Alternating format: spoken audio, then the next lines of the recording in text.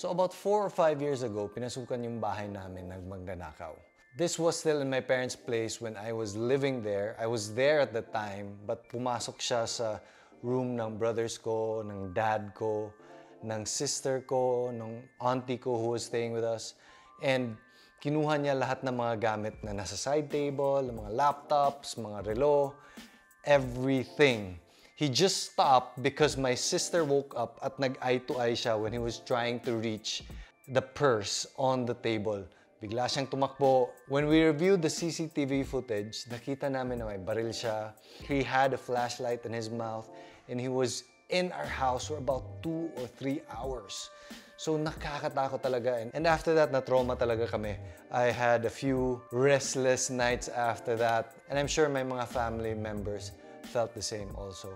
So when it came to our new house, I wanted to be sure that it will never happen again. So this video is about all the things that we did to make sure that our house is safe, secure, and yung nakakatulog talaga kami sa gabi, hindi kami takot na anong mangyari. So if you're thinking of improving the home security of your house, this is the video to watch.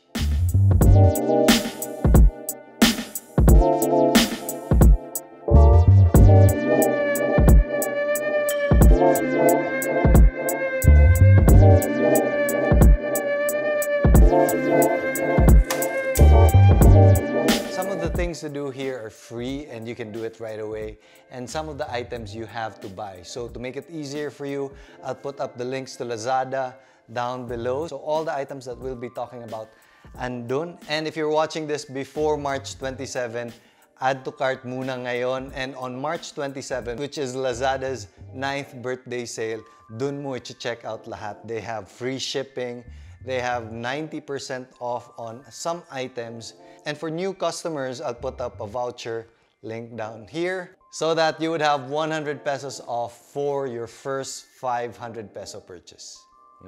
So the first thing we want to do is to manage the exterior of the house, how the house looks from the outside. So what we did here is meron kaming mga nilalagay na maraming ilaw. Most of them are solar lights and we all bought them from Lazada. So I'll put up swipe up links down below. So we have solar lights that are on all the time, especially in the dark corners of our house. We also have motion sensing solar lights. So umiilaw siya pag may dumaan and when it senses something moving. And we also have garden solar lights na nilalagay namin. So buhay na buhay tingnan ang bahay. It always seems like someone is home.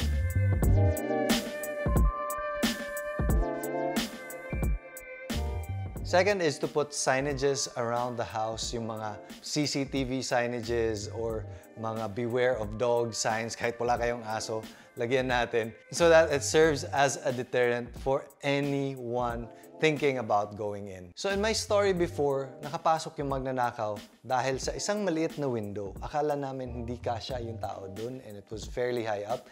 Pero nakita namin na may footprints going up while he was climbing that window. So what we did here is yung awning window namin, yung mga ganyan-ganyan na window.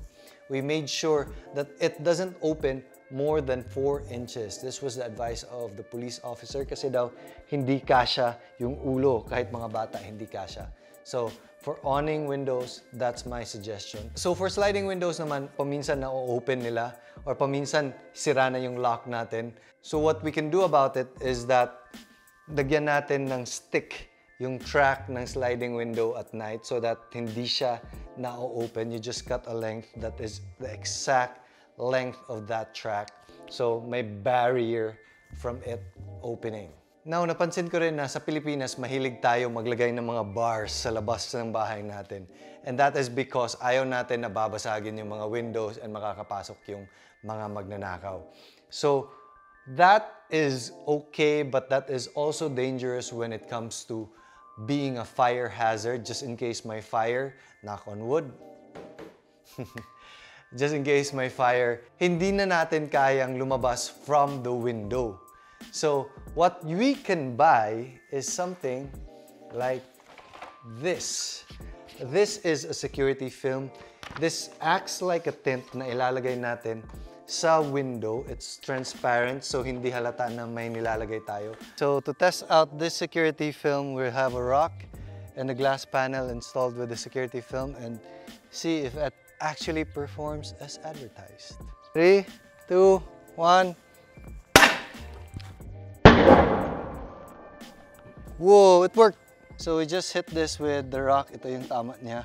And if you notice that the glass didn't shatter. So this is effective for if someone is trying to break into the house. At least hindi sila nakakapasok. Although broken pa rin yung glass, but hindi sila nakakapasok sa loob ng bahay. So all around the house, meron din kaming nilalagay ng mga security sensors. These are the white lipstick looking things in our doors, in our sliding windows, and anything that opens sa loob ng bahay namin.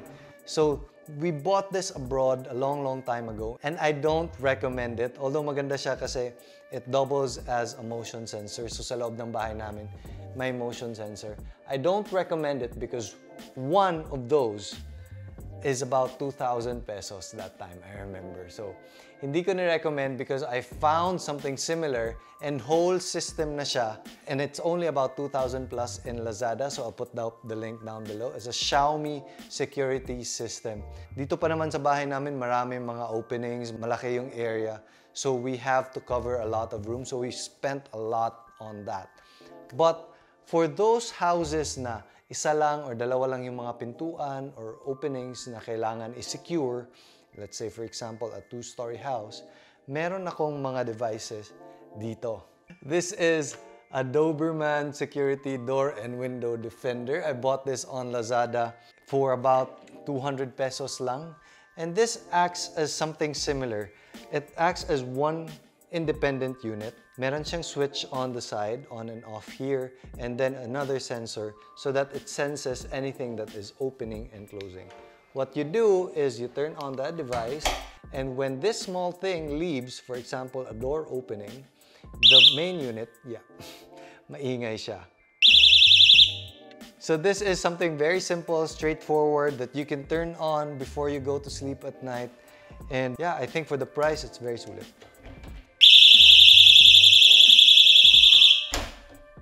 This next one is very similar to the first one we talked about, but this acts a little bit differently. So it acts like a door jamb. If you turn it off, it works as an ordinary door jamb. But at night, you can put this along your door so that when it opens, napipress tong silver thing na to. So when you turn it on and this gets pressed,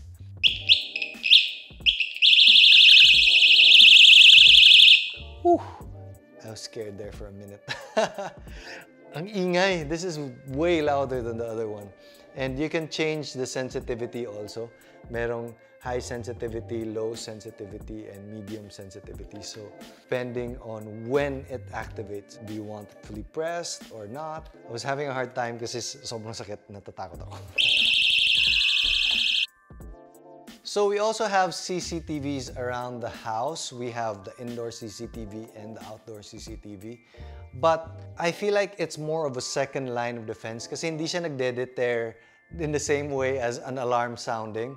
But it's also important so that we can see what is going on and what has happened in case may mangyari nga.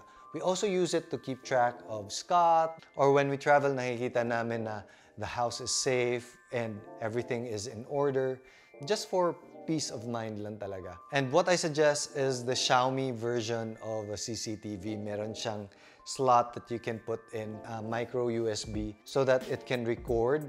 Ito yung favorite ni Chris. She has one in her closet. We have one in Scott's room. And it has been very effective, especially considering it's very cheap. So I'll put up links in the description below. And lastly, by my bedside, nilalagyan ko ng mga items that I would need quick access to in case something were to happen. If an alarm sounds or may biglang maingay sa labas, and for me to react quickly. Ito yung mga gamit that are very important for me to defend myself just in case. The very first one is a flashlight. So at least kita ko agad kung ano yung nangyayari. This is an Olight M2R flashlight. It's also available in Lazada. I'll put the links down below. This is fairly expensive pero sobrang lakas. And I feel like it's well worth it. Ginagamit ko to palagi, not just for self-defense, but also doing things around the house. Pag may blackout, nagagamit to agad. Second is also an emergency light na nagto-turn on siya automatically pag may blackout. So this is very important. This is like 300 bucks, 400 bucks. This is from OMNI. And I'll put up the link down below also. And meron din akong nilalagay na first aid kit. I think everyone needs one. This one is bought as a set, also from Lazada. And ang laman nito ay may scissors, may tweezers, may mga gauze, there's something to tie a wound around, a elastic thing. Meron siyang bandages. Kompleto siya. So, this is just something good to have around the house, not just for mga threats.